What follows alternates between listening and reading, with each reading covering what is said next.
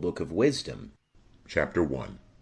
Love justice, you that are the judges of the earth. Think of the Lord in goodness, and seek him in simplicity of heart. For he is found by them that tempt him not, and he showeth himself to them that have faith in him. For perverse thoughts separate from God, and his power, when it is tried, reproveth the unwise. For wisdom will not enter into a malicious soul, nor dwell in a body subject to sins. For the Holy Spirit of discipline will flee from the deceitful, and will withdraw himself from thoughts that are without understanding, and he shall not abide when iniquity cometh in. For the spirit of wisdom is benevolent, and will not acquit the evil speaker from his lips. For God is witness of his reins, and he is a true searcher of his heart, and a hearer of his tongue. For the Spirit of the Lord hath filled the whole world, and that which containeth all things hath knowledge of the voice. Therefore he that speaketh unjust things cannot be hid, neither shall the chastising judgment pass him by. For inquisition shall be made into the thoughts of the ungodly, and the hearing of his words shall come to God, to the chastising of his iniquities. For the ear of jealousy heareth all things, and the tumult of murmuring shall not be hid. Keep yourselves therefore from murmuring, which profiteth nothing, and refrain your tongue from detraction. For an obscure speech shall not go for naught, and the mouth that belieth killeth the soul. Seek not death in the error of your life, neither procure ye destruction by the works of your hands. For God made not death, neither hath he pleasure in the destruction of the living. For he created all things that they might be, and he made the nations of the earth for health. And there is no poison of destruction in them, nor kingdom of hell upon the earth. For justice is perpetual and immortal. But the wicked, with works and words, have called it to them, and esteeming it a friend, have fallen away and have made a covenant with it, because they are worthy to be of the part thereof. End of chapter 1. Chapter 2. For they have said, reasoning with themselves, but not right, the time of our life is short and tedious, and in the end of a man there is no remedy, and no man hath been known to have returned from hell. For we are born of nothing, and after this we shall be as if we had not been. For the breath in our nostrils is smoke, and speech a spark to move our heart. Which being put out, our body shall be ashes, and our spirit shall be poured abroad as soft air. And our life shall pass away as the trace of a cloud, and shall be dispersed as a mist, which is driven away by the beams of the sun, and overpowered with the heat thereof. And our name in time shall be forgotten, and no man shall have any remembrance of our works. For our time is as the passing of a shadow, and there is no going back of our end. For it is fast sealed, and no man returneth. Come therefore, and let us enjoy the good things that are present, and let us speedily use the creatures as in youth. Let us fill ourselves with costly wine and ointments, and let not the flower of the time pass by us. Let us crown ourselves with roses, before they be withered. Let no meadow escape our riot. Let none of us go without his part in luxury. Let us everywhere leave tokens of joy, for this is our portion, and this our lot. Let us oppress the poor just man, and not spare the widow, nor honor the ancient gray hairs of the aged. But let our strength be the law of justice, for that which is feeble is found to be nothing worth. Let us, therefore, lie in wait for the just, because he is not for our turn, and he is contrary to our doings, and upbraideth us with transgressions of the law, and divulgeth against us the sins of our way of life. He boasteth that he hath the knowledge of God, and calleth himself the Son of God. He is become a censurer of our thoughts. He is grievous unto us, even to behold, for his life is not like other men's, and his ways are very different. We are esteemed by him as triflers, and he abstaineth from our ways as from filthiness. And he preferreth the latter end of the just, and glorieth that he hath God for his Father. Let us see then if his words be true, and let us prove what shall happen to him, and we shall know what his end shall be. For if he be the true Son of God, he will defend him, and will deliver him from the hands of his enemies. Let us examine him by outrages and tortures, that we may know his meekness, and try his patience. Let us condemn him to a most shameful death, for there shall be respect had unto him by his words. These things they thought, and were deceived, for their own malice blinded them. And they knew not the secrets of God, nor hoped for the wages of justice, nor esteemed the honor of holy souls. For God created man incorruptible, and to the image of his own likeness he made him. But by the envy of the devil death came into the world, and they follow him that are of his side. End of chapter 2. Chapter 3. But the souls of the just are in the hand of God, and the torment of death shall not touch them. In the sight of the unwise they seemed to die, and their departure was taken for misery, and their going away from us for utter destruction, but they are in peace. And though in the sight of men they suffered torments, their hope is full of immortality. Afflicted in few things, in many they shall be well rewarded, because God hath tried them, and found them worthy of himself. As gold in the furnace he hath proved them, and as a victim of a holocaust he hath received them, and in time there shall be respect had to them. The just shall shine, and shall run to and fro like sparks among the reeds. They shall judge nations, and rule over people, and their Lord shall reign forever. They that trust in him shall understand the truth, and they that are faithful in love shall rest in him, for grace and peace are to his elect. But the wicked shall be punished according to their own devices, who have neglected the just, and have revolted from the Lord. For he that rejecteth wisdom and discipline is unhappy, and their hope is vain, and their labors without fruit, and their works unprofitable. Their wives are foolish, and their children wicked. Their offspring is cursed, for happy is the barren, and the undefiled, that hath not known bed in sin. She shall have fruit in the visitation of holy souls. And the eunuch that hath not wrought iniquity with his hands, nor thought wicked things against God, for the precious gift of faith shall be given to him, and a most acceptable lot in the temple of God. For the fruit of good labors is glorious, and the root of wisdom never faileth.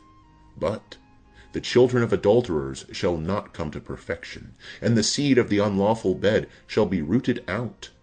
And if they live long, they shall be nothing regarded, and their last old age shall be without honor. And if they die quickly, they shall have no hope, nor speech of comfort in the day of trial. For dreadful are the ends of a wicked race. End of chapter 3. Chapter 4. How beautiful is the chaste generation with glory! For the memory thereof is immortal, because it is known both with God and with men. When it is present, they imitate it, and they desire it. When it hath withdrawn itself, and it triumpheth, crowned forever, winning the reward of undefiled conflicts. But the multiplied brood of the wicked shall not thrive, and bastard slips shall not take deep root, nor any fast foundation. And if they flourish in branches for a time, yet standing not fast, they shall be shaken with the wind, and through the force of winds they shall be rooted out. For the branches, not being perfect, shall be broken, and their fruits shall be unprofitable, and sour to eat, and fit for nothing. For the children that are born of unlawful beds are witnesses of wickedness against their parents and their trial. But the just man, if he be prevented with death, shall be in rest. For venerable old age is not that of long time, nor counted by the number of years, but the understanding of a man is gray hairs, and a spotless life is old age. He pleased God, and was beloved, and living among sinners, he was translated. He was taken away, lest wickedness should alter his understanding, or deceit beguile his soul. For the bewitching of vanity obscureth good things, and the wandering of concupiscence overturneth the innocent mind. Being made perfect in a short space, he fulfilled a long time. For his soul pleased God. Therefore he hastened to bring him out of the midst of iniquities.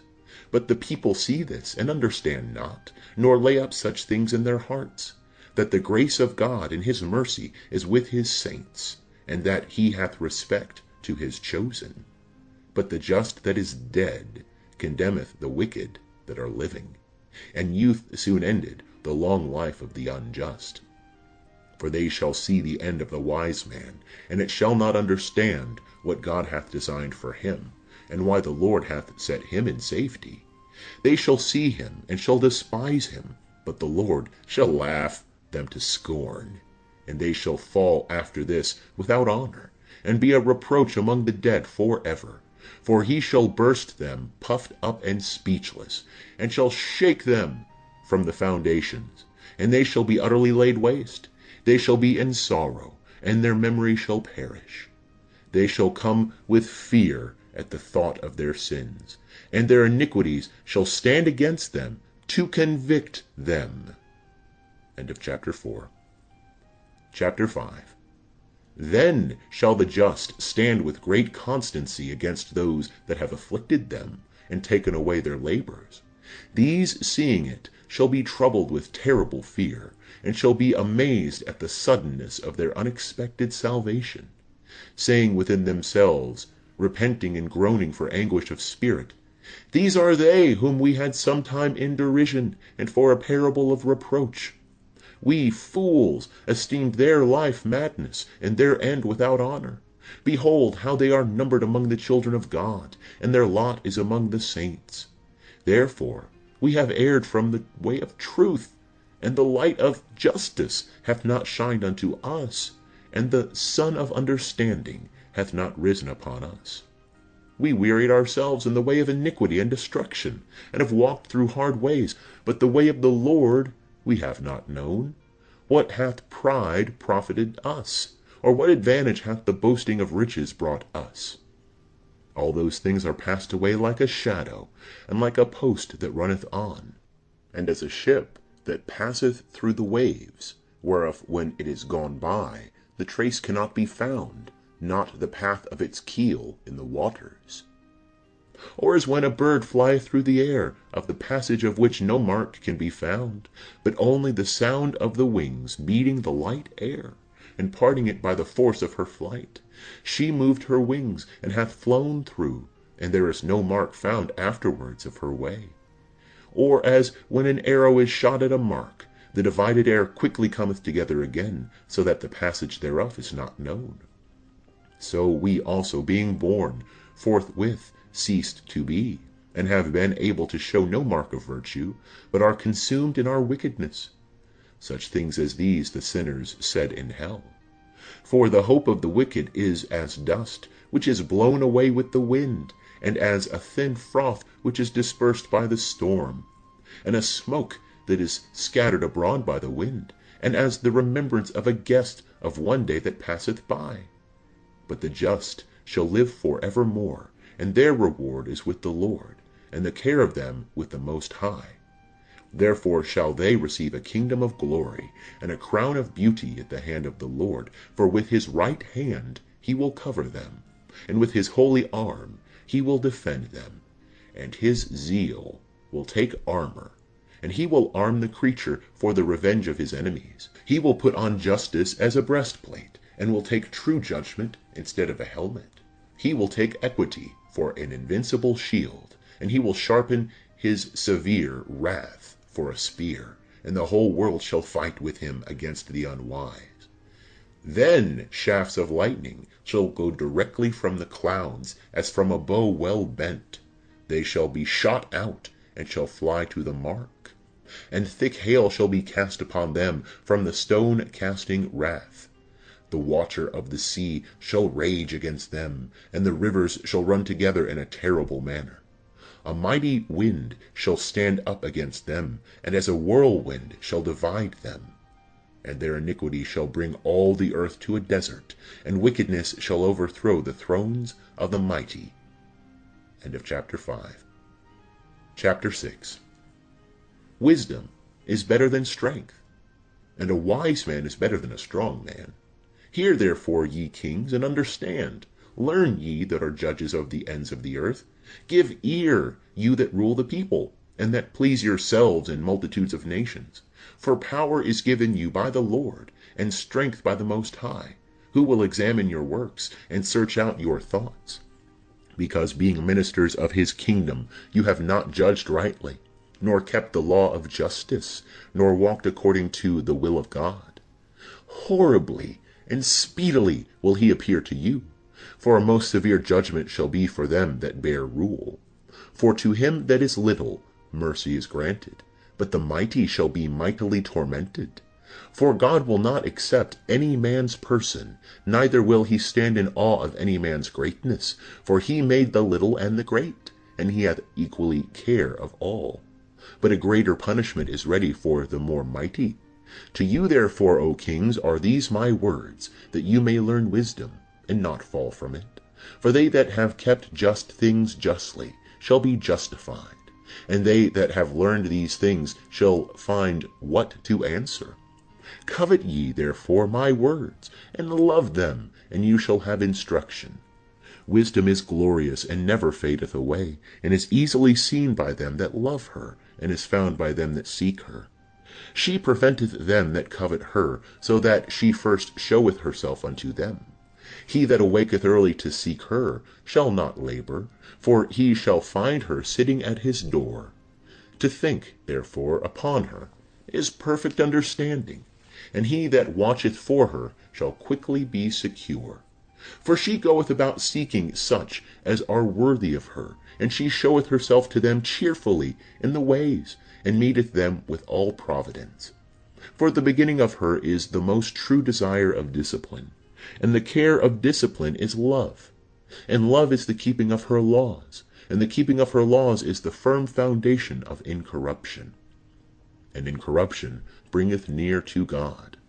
Therefore the desire of wisdom bringeth to the everlasting kingdom. If then your delight be in thrones and scepters, O ye kings of the people, love wisdom, that you may reign forever.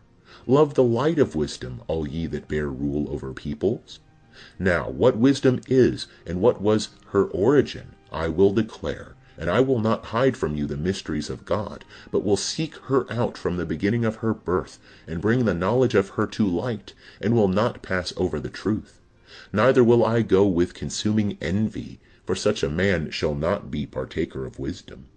Now the multitude of the wise is the welfare of the whole world, and a wise king is the upholding of the people. Receive therefore instruction by my words, and it shall be profitable to you. End of chapter 6. Chapter 7. I myself am a mortal man, like all others, and of the race of him that was first made of the earth, and in the womb of my mother I was fashioned to be flesh. In the time of 10 months I was compacted in blood of the seed of man, and the pleasure of sleep concurring. And being born, I drew in the common air, and fell upon the earth, that is made alike, and the first voice which I uttered was crying, as all others do. I was nursed in swaddling clothes, and with great cares, for none of the kings had any other beginning of birth. For all men have one entrance into life, and the like going out. Wherefore I wished, and understanding was given me, and I called upon God, and the spirit of wisdom came upon me. And I preferred her before kingdoms and thrones, and esteemed riches nothing in comparison of her. Neither did I compare unto her any precious stone, for all gold in comparison of her is as a little sand, and silver in respect to her shall be counted as clay. I loved her above health and beauty, and chose to have her instead of light, for her light cannot be put out. Now all good things came to me together with her, and innumerable riches through her hands.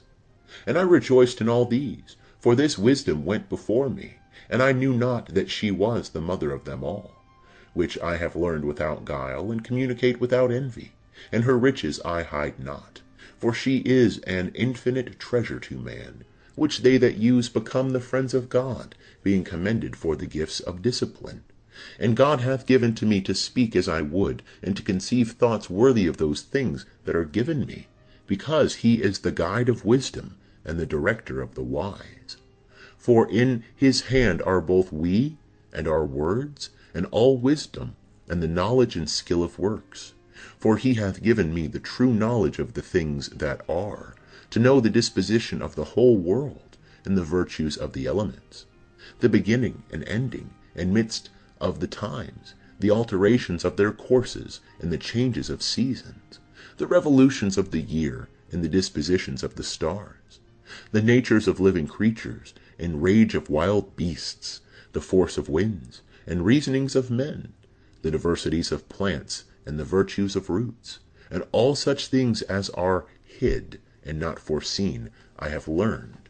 For wisdom, which is the worker of all things, taught me. For in her is the spirit of understanding, holy, one, manifold, subtle, eloquent, active, undefiled, sure, sweet, loving that which is good, quick, which nothing hindereth, beneficent, gentle, kind, steadfast, assured, secure, having all power, overseeing all things, and containing all spirits, intelligible, pure, subtle.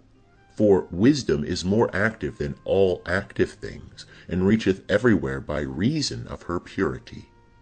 For she is a vapor of the power of God, and a certain pure emanation of the glory of the Almighty God, and therefore no defiled thing cometh into her. For she is the brightness of eternal light, and the unspotted mirror of God's majesty, and the image of his goodness. And being but one, she can do all things. And remaining in herself the same, she reneweth all things, and through nations conveyeth herself into holy souls. She maketh the friends of God, and prophets. For God loveth none but him that dwelleth with wisdom. For she is more beautiful than the sun, and above all the order of the stars, being compared with the light, she is found before it. For after this cometh night, but no evil can overcome wisdom. End of chapter 7. Chapter 8. She reacheth, therefore, from end to end mightily, and ordereth all things sweetly. Her have I loved, and have sought her out from my youth, and have desired to take for my spouse, and I became a lover of her beauty. She glorifieth her nobility by being conversant with God. Yea, and the Lord of all things hath loved her. For it is she that teacheth the knowledge of God, and is the chooser of his works. And if riches be desired in life, what is richer than wisdom, which maketh all things? And if sense do work, who is a more artful worker than she of those things that are? And if a man love justice, her labors have great virtues, for she teacheth temperance, and prudence, and justice, and fortitude, which are such things as men can have nothing more profitable in life. And if a man desire much knowledge, she knoweth things past, and judgeth of things to come. She knoweth the subtleties of speeches, and the solutions of arguments. She knoweth signs and wonders before they be done, and the events of times and ages. I purposed therefore to take her to me, to live with me, knowing that she will communicate to me of her good things, and will be a comfort in my cares and grief. For her sake I shall have glory among the multitude, and honor with the ancients, though I be young. And I shall be found of a quick conceit in judgment, and shall be admired in the sight of the mighty, and the faces of princes shall wonder at me. They shall wait for me when I hold my peace, and they shall look upon me when I speak. And if I talk much, they shall lay their hands on their mouth. Moreover, by the means of her I shall have immortality, and shall leave behind me an everlasting memory to them that come after me. I shall set the people in order, and nations shall be subject to me. Terrible kings hearing shall be afraid of me. Among the multitude I shall be found good, and valiant in war. When I go into my house, I shall repose myself with her, for her conversation hath no bitterness, nor her company any tediousness, but joy and gladness. Thinking these things with myself, and pondering them in my heart, that to be allied to wisdom is immortality, and that there is great delight in her friendship, and inexhaustible riches in the works of her hands, and in the exercise of conference with her, wisdom and glory in the communication of her words, I went about seeking that I might take her to myself. And I was a witty child, and had received a good soul. And whereas I was more good, I came to a body undefiled. And as I knew that I could not otherwise be continent, except God gave it, and this also was a point of wisdom, to know whose gift it was, I went to the Lord, and besought him, and said with my whole heart. End of chapter 8. Chapter 9. God of my fathers, and Lord of mercy, who hast made all things with thy word, and by thy wisdom hast appointed man, that he should have dominion over the creature that was made by thee, that he should order the world according to equity and justice, and execute justice with an upright heart. Give me wisdom that sitteth by thy throne, and cast me not off from among thy children. For I am thy servant, and the son of thy handmaid, a weak man, and of short time, and falling short of the understanding of judgment and laws. For if one be perfect among the children of men, yet, if thy wisdom be not with him, he shall be nothing regarded. Thou hast chosen me to be king of thy people, and a judge of thy sons and daughters, and hast commanded me to build a temple on thy holy mount, and an altar in the city of thy dwelling place, a resemblance of thy holy tabernacle, which thou hast prepared from the beginning, and thy wisdom with thee, which knoweth thy works, which then also was present when thou madest the world, and knew what was agreeable to thy eyes, and what was right in thy commandments. Send her out of thy holy heaven, and from the throne of thy majesty, that she may be with me, and may labor with me, that I may know what is acceptable with thee. For she knoweth and understandeth all things, and shall lead me soberly in my works, and shall preserve me by her power. So shall my works be acceptable, and I shall govern thy people justly, and shall be worthy of the throne of my Father. For who among men is he that can know the counsel of God? Or who can think what the will of God is? For the thoughts of mortal men are fearful, and our counsels uncertain. For the corruptible body is a load upon the soul, and the earthly habitation presseth down the mind that museth upon many things. And hardly do we guess aright at things that are upon earth, and with labor do we find the things that are before us. But the things that are in heaven, who shall search out? And who shall know thy thought, except thou give wisdom, and send thy Holy Spirit from above? And so the ways of them that are upon earth may be corrected, and men may learn the things that please thee. For by wisdom they were healed, whosoever have pleased thee, O Lord, from the beginning. End of chapter 9. Chapter 10.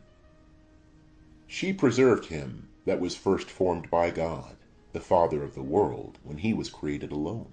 And she brought him out of his sin, and gave him power to govern all things. But when the unjust went away from her in his anger, he perished by the fury wherewith he murdered his brother. For whose cause, when water destroyed the earth, wisdom healed it again, directing the course of the just by contemptible wood. Moreover, when the nations had conspired together to consent to wickedness, she knew the just, and preserved him without blame to God, and kept him strong against the compassion for his son. She delivered the just man, who fled from the wicked that were perishing, when the fire came down upon Pentapolis, whose land for a testimony of their wickedness is desolate, and smoketh to this day, and the trees bear fruits that ripen not, and a standing pillar of salt is a monument of an incredulous soul. For regarding not wisdom, they did not only slip in this, that they were ignorant of good things, but they left also unto men a memorial of their folly, so that in the things in which they sinned they could not so much as lie hid. But wisdom hath delivered from sorrow them that attend upon her. She conducted the just, when he fled from his brother's wrath, through the right ways, and showed him the kingdom of God, and gave him the knowledge of the holy things, made him honorable in his labors, and accomplished his labors. In the deceit of them that overreached him, she stood by him, and made him honorable. She kept him safe from his enemies, and she defended him from seducers, and gave him a strong conflict, that he might overcome, and know that wisdom is mightier than all. She forsook not the just when he was sold, but delivered him from sinners. She went down with him into the pit, and in bands she left him not, till she brought him the scepter of the kingdom, and power against those that oppressed him, and showed them to be liars that had accused him, and gave him everlasting glory. She delivered the just people and blameless seed from the nations that oppressed them. She entered into the soul of the servant of God, and stood against dreadful kings in wonders and signs. And she rendered to the just the wages of their labors, and conducted them in a wonderful way. And she was to them for a covert by day, and for the light of stars by night. And she brought them through the Red Sea, and carried them over through a great water. But their enemies she drowned in the sea, and from the depth of hell she brought them out. Therefore the just took the spoils of the wicked. And they sung to thy holy name, O Lord, and they praised with one accord thy victorious hand. For wisdom opened the mouth of the dumb, and made the tongues of infants eloquent. Chapter 11. She prospered their works in the hands of the holy prophet. They went through wildernesses that were not inhabited, and in desert places they pitched their tents. They stood against their enemies, and revenged themselves of their adversaries. They were thirsty, and they called upon thee, and water was given them out of the high rock, and a refreshment of their thirst out of the hard stone. For by what things their enemies were punished, when their drink failed them, while the children of Israel abounded therewith and rejoiced? By the same things they in their need were benefited. For instead of a fountain of an ever-running river, thou gavest human blood to the unjust. And whilst they were diminished for a manifest reproof of their murdering the infants, thou gavest to thine abundant water unlooked for, showing by the thirst that was then how thou didst exalt thine, and didst kill their adversaries. For when they were tried and chastised with mercy, they knew how the wicked were judged with wrath and tormented. For thou didst admonish and try them as a father, but the others as a severe king thou didst examine and condemn. For whether absent or present, they were tormented alike. For a double affliction came upon them, and a groaning for the remembrance of things past. For when they heard that by their punishments the others were benefited, they remembered the Lord, wondering at the end of what was come to pass. For whom they scorned before, when he was thrown out at the time of his being wickedly exposed to perish, him they admired in the end, when they saw the event, their thirsting being unlike to that of the just. But for the foolish devices of their iniquity, because some being deceived worshipped dumb serpents and worthless beasts, thou didst send upon them a multitude of dumb beasts for vengeance, that they might know that by what things a man sinneth, by the same also he is tormented. For thy almighty hand, which made the world of matter without form, was not unable to send upon them a multitude of bears, or fierce lions, or unknown beasts of a new kind, full of rage, either breathing out a fiery vapor, or sending forth a stinking smoke, or shooting horrible sparks out of their eyes, whereof not only the hurt might be able to destroy them, but also the very sight might kill them through fear. Yea, and without these they might have been slain with one blast, persecuted by their own deeds, and scattered by the breath of thy power. But thou hast ordered all things in measure, and number, and weight. For great power always belonged to thee alone, and who shall resist the strength of thy arm? For the whole world before thee is as the least grain of the balance, and as a drop of the morning dew that falleth down upon the earth. But thou hast mercy upon all, because thou canst do all things, and overlookest the sins of men for the sake of repentance. For thou lovest all things that are, and hatest none of the things which thou hast made. For thou didst not appoint or make anything hating it. And how could anything endure if thou wouldst not? Or be preserved if not called by thee? But thou sparest all, because they are thine, O Lord, who lovest souls. End of chapter 11. Chapter 12. O how good and sweet is thy Spirit, O Lord, in all things! And therefore thou chastisest them that err, by little and little, and admonishest them, and speakest to them concerning the things wherein they offend, that, leaving their wickedness, they may believe in thee, O Lord. For those ancient inhabitants of thy holy land, whom thou didst abhor, because they did works hateful to thee by their sorceries and wicked sacrifices, and those merciless murderers of their own children, and eaters of men's bowels, and devourers of blood, from the midst of thy consecration, and those parents sacrificing with their own hands helpless souls. It was thy will to destroy by the hands of our parents, that the land which of all is most dear to thee might receive a worthy colony of the children of God. Yet even those thou sparest as men, and didst send wasps for runners of thy host to destroy them by little and little. Not that thou wast unable to bring the wicked under the just by war, or by cruel beasts, or with one rough word to destroy them at once. But, executing thy judgments by degrees, thou gavest them place of repentance, not being ignorant that they were a wicked generation, and their malice natural, and that their thought could never be changed. For it was a cursed seed from the beginning, neither didst thou for fear of any one give pardon to their sins. For who shall say to thee, What hast thou done? Or who shall withstand thy judgment? Or who shall come before thee to be a revenger of wicked men? Or who shall accuse thee if the nations perish, which thou hast made? For there is no other God but thou, who hast care of all, that thou shouldest show that thou dost not give judgment unjustly. Neither shall king nor tyrant in thy sight inquire about them whom thou hast destroyed. For so much then as thou art just, thou orderest all things justly, thinking it not agreeable to the power to condemn him who deserveth not to be punished. For thy power is the beginning of justice, and because thou art Lord of all, thou makest thyself gracious to all. For thou showest thy power, when men will not believe thee, to be absolute in power, and thou convincest the boldness of them that know thee not.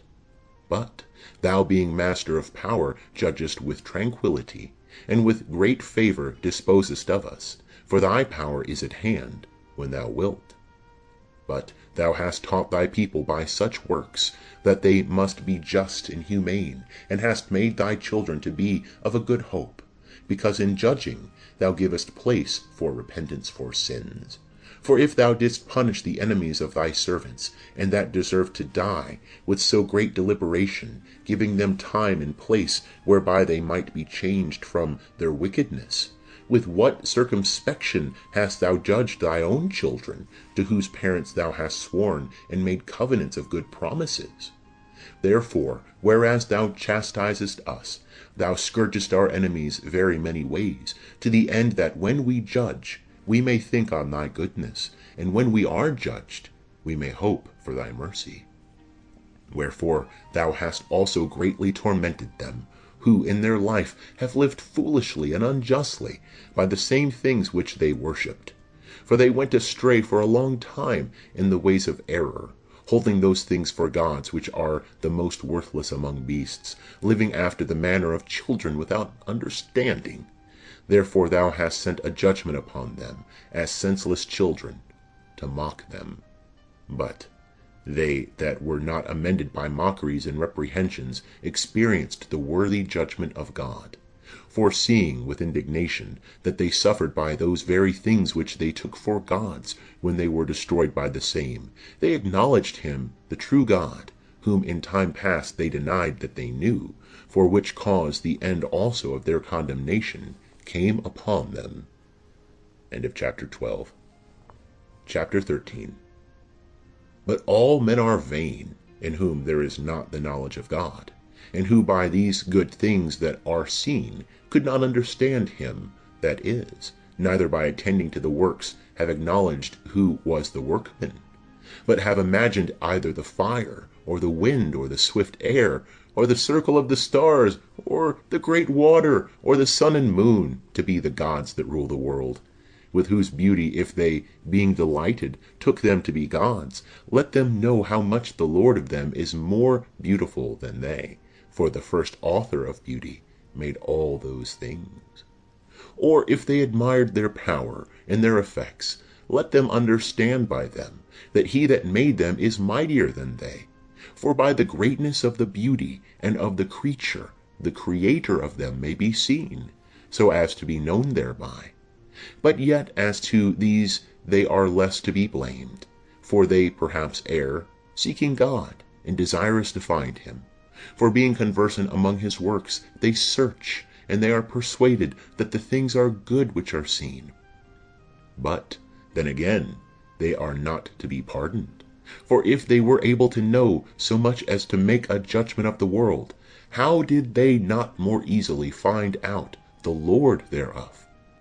But unhappy are they, and their hope is among the dead, who have called gods the works of the hand of men, gold and silver, the inventions of art, and the resemblances of beasts, or an unprofitable stone, the work of an ancient hand.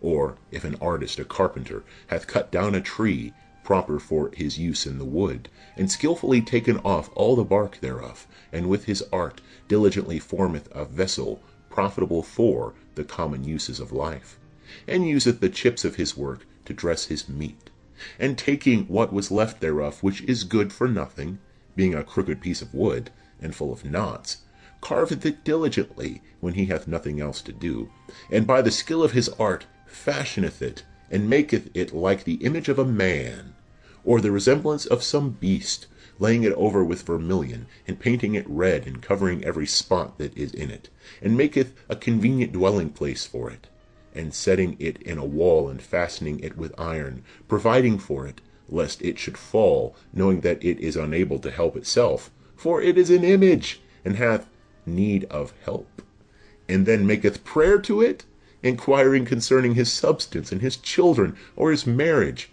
and he is not ashamed to speak to that which hath no life.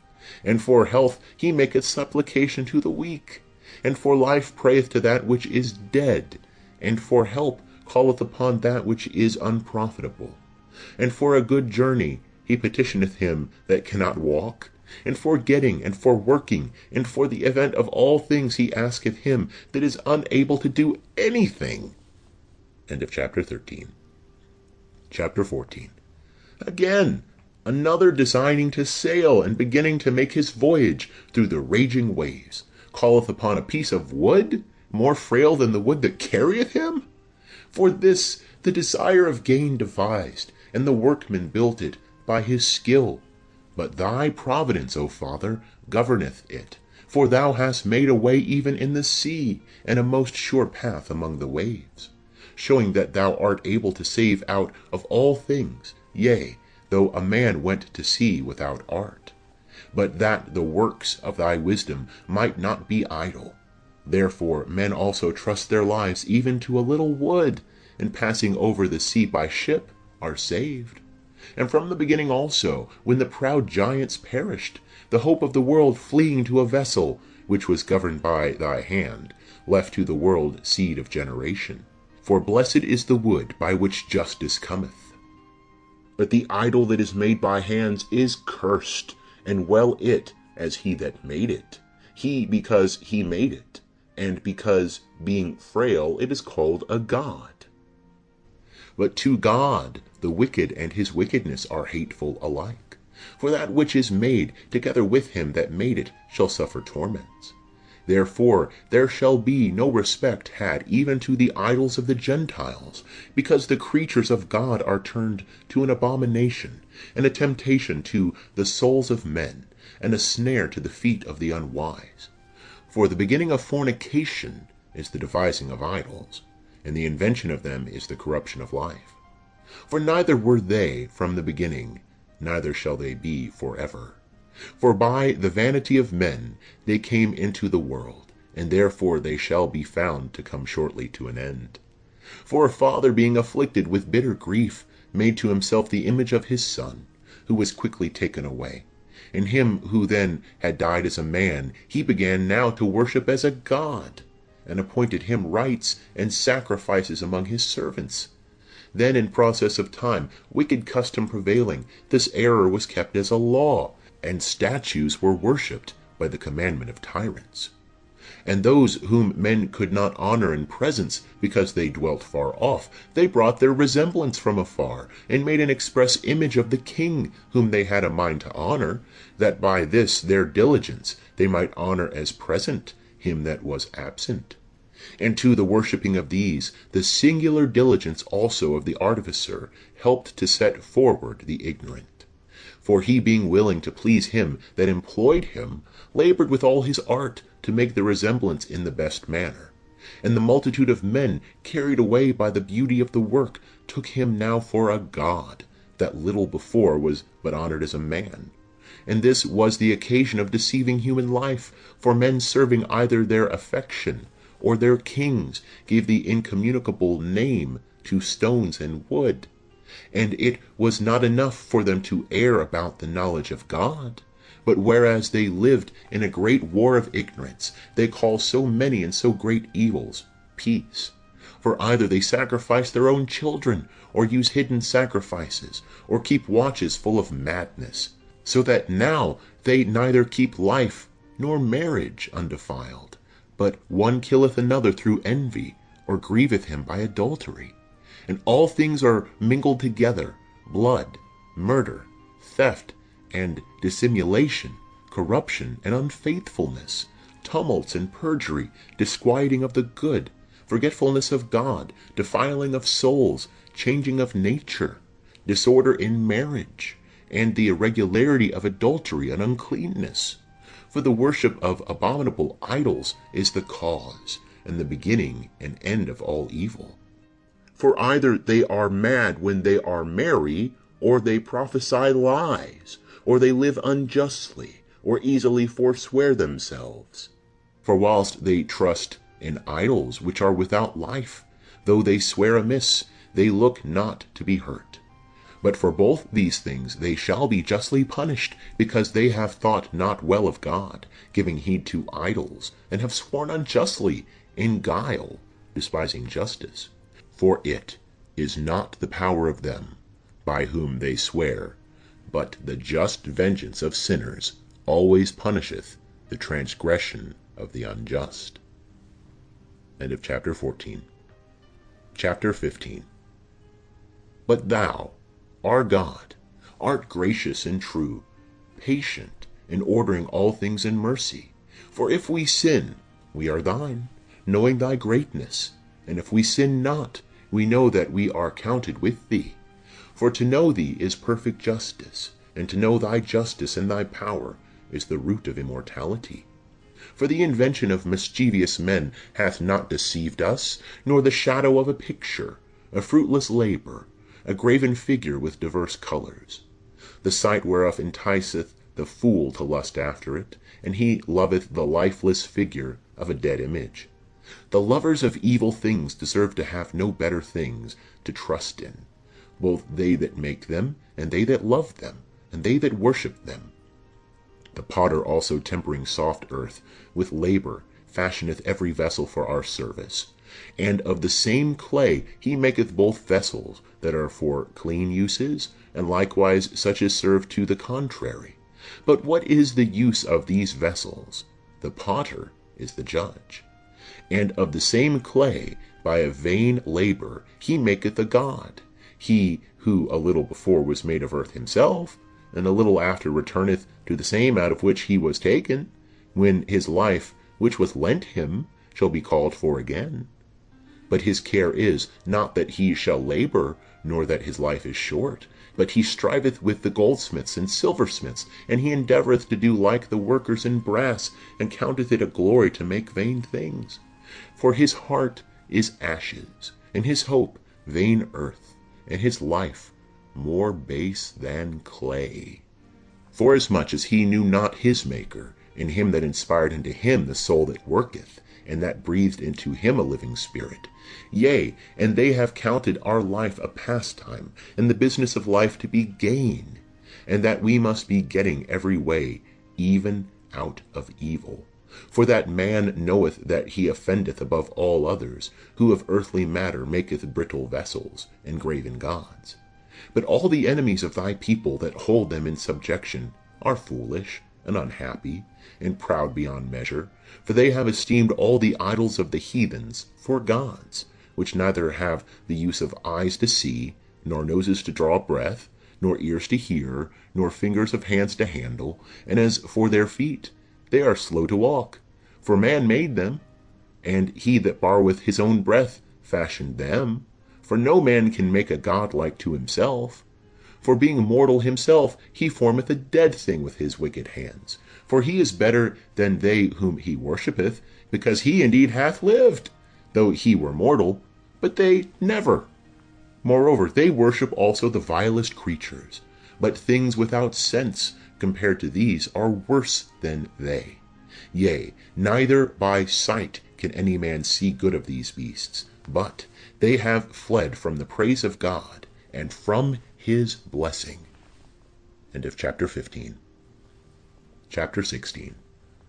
For these things, and by the like things to these, they were worthily punished, and were destroyed by a multitude of beasts.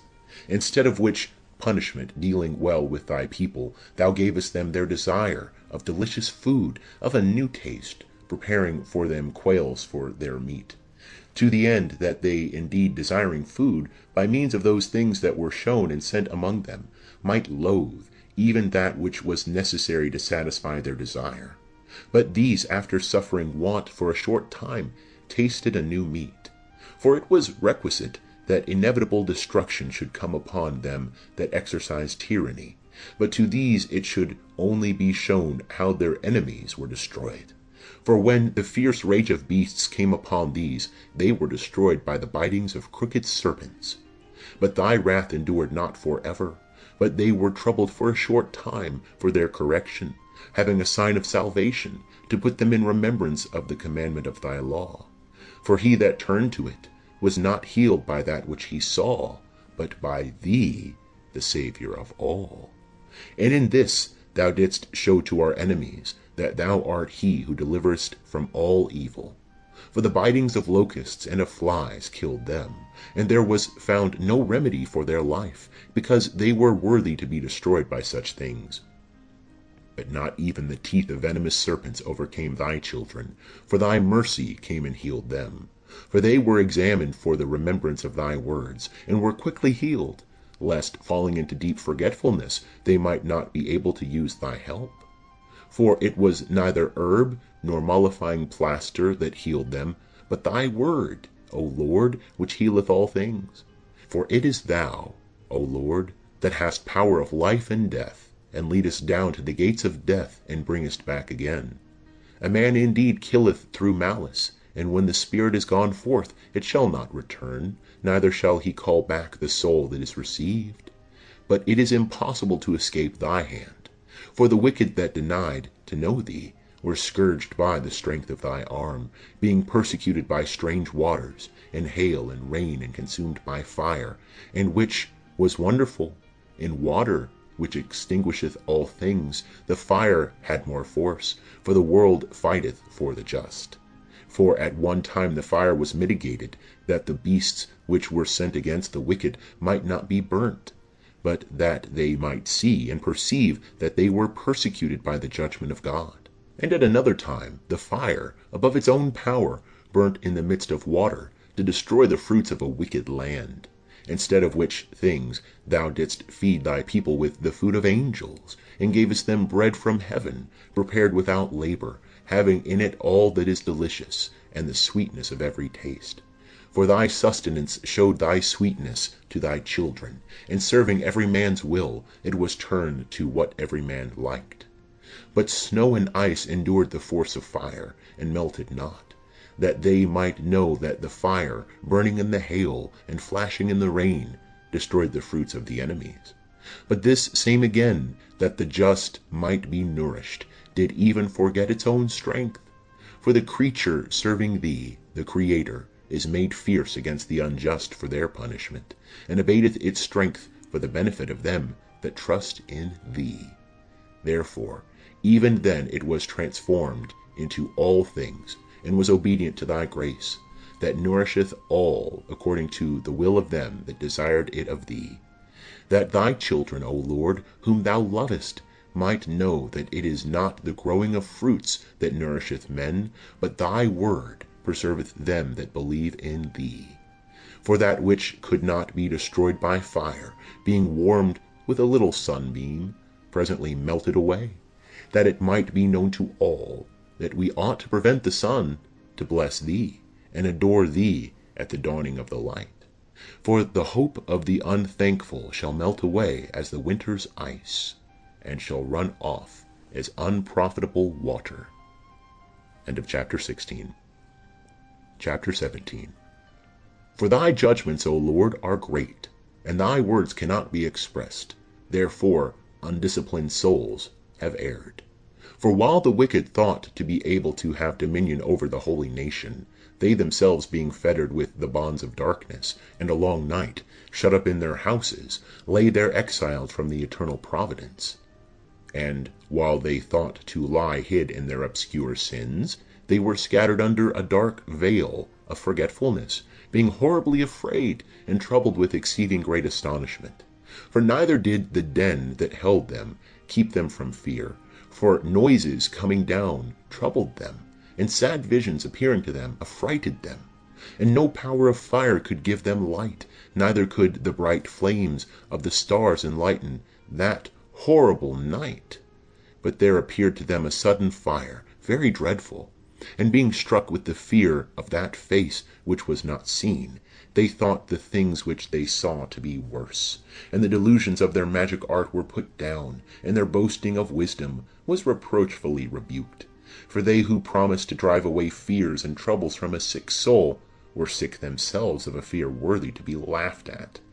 For though no terrible thing disturbed them, yet, being scared with the passing by of beasts and hissing of serpents, they died for fear, and denying that they saw the air, which could by no means be avoided. For whereas wickedness is fearful, it beareth witness of its condemnation. For a troubled conscience always forecasteth grievous things. For fear is nothing else but a yielding up of the succours from thought. And while there is less expectation from within, the greater doth it count the ignorance of that cause which bringeth the torment. But they that during that night, in which nothing could be done, and which came upon them from the lowest and deepest hell, slept the same sleep, were sometimes molested with the fear of monsters, sometimes fainted away, their soul failing them, for a sudden and unlooked for fear was come upon them. Moreover, if any of them had fallen down, he was kept shut up in prison without irons. For if any one were a husbandman, or a shepherd, or a laborer in the field, and was suddenly overtaken, he endured a necessity from which he could not fly.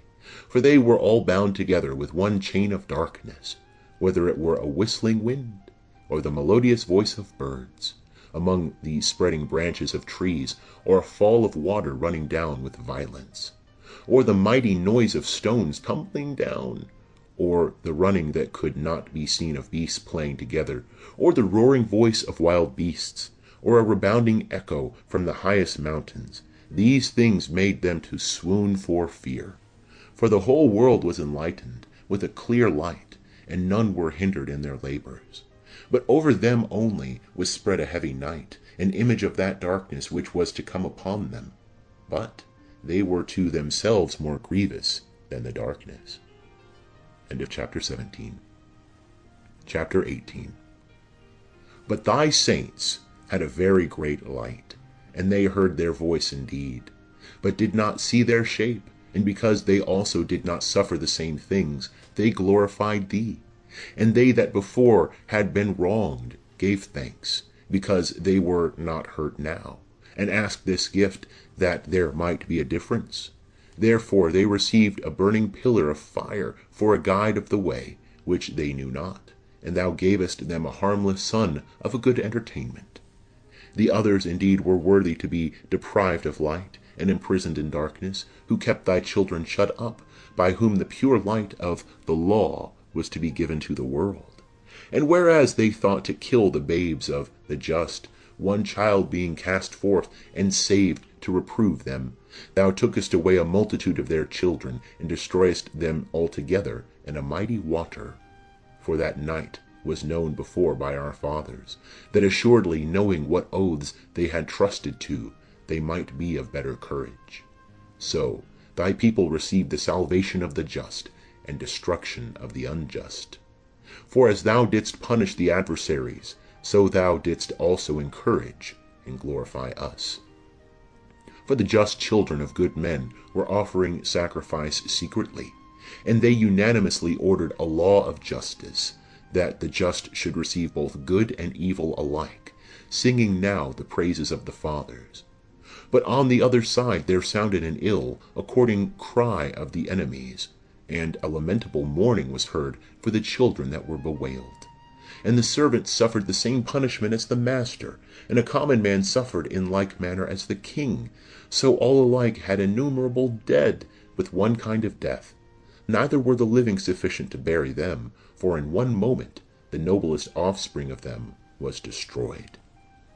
For whereas they would not believe anything before by reason of the enchantments, then first upon the destruction of the firstborn they acknowledged the people to be of God. For while all things were in quiet silence, and the night was in the midst of her course, thy almighty word leaped down from heaven from thy royal throne as a fierce conqueror into the midst of the land of destruction, with a sharp sword carrying thy unfeigned commandment. And he stood and filled all things with death, and standing on the earth reached even to heaven. Then suddenly visions of evil dreams troubled them, and fears unlooked for came upon them. And one thrown here, another there, half dead, showed the cause of his death. For the visions that troubled them foreshowed these things, lest they should perish, and not know why they suffered these evils. But the just also were afterwards touched by an assault of death, and there was a disturbance of the multitude in the wilderness. But thy wrath did not long continue, for a blameless man made haste to pray for the people, bringing forth the shield of his ministry, prayer, and by incense, making supplication, withstood the wrath, and put an end to the calamity, showing that he was thy servant. And he overcame the disturbance, not by strength of body, nor with force of arms, but with a word. He subdued him that punished them, alleging the oath and covenant made with the fathers. For when they were now fallen down dead by heaps one upon another, he stood between, and stayed the assault, and cut off the way to the living.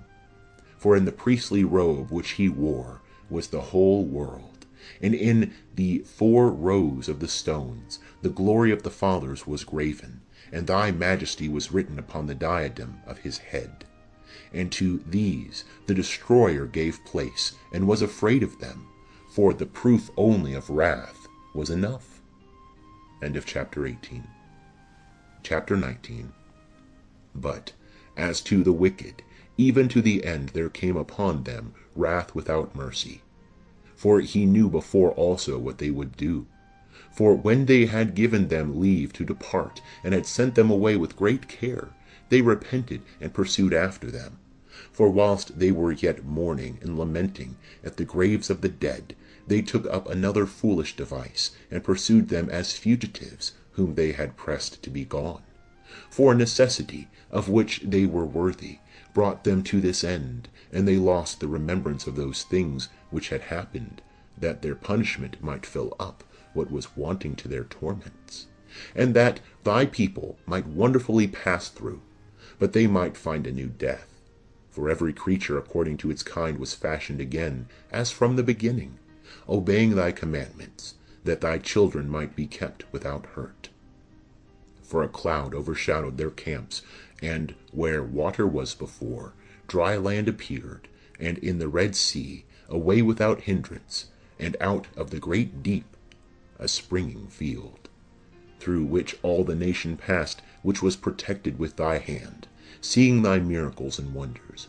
For they fed on their food like horses, and they skipped like lambs, praising thee, O Lord, who hadst delivered them. For they were yet mindful of those things which had been done in the time of their sojourning, how the ground brought forth flies instead of cattle, and how the river cast up a multitude of frogs instead of fishes. And at length they saw a new generation of birds, when being led by their appetite, they asked for delicate meats. For to satisfy their desire, the quail came up to them from the sea, and punishments came upon the sinners, not without foregoing signs by the force of thunders. For they suffered justly according to their own wickedness. For they exercised a more detestable inhospitality than any. Others indeed received not strangers unknown to them, but these brought their guests into bondage that had deserved well of them. And not only so, but in another respect also they were worse, for the others against their will received the strangers. But these grievously afflicted them whom they had received with joy, and who lived under the same laws. But they were struck with blindness, as those others were at the doors of the just man, when they were covered with sudden darkness, and every one sought the passage of his own door.